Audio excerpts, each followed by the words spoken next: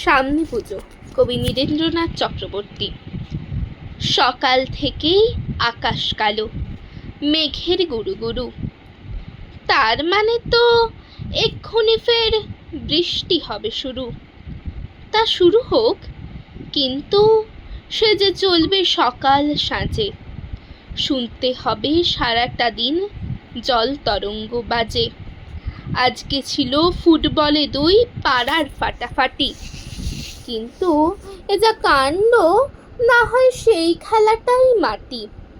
হয়তো হবে, তাই বলে মন খারাপ করতে হয়? সব কালো মেঘ উধাও হবে একদিন নিশ্চয়।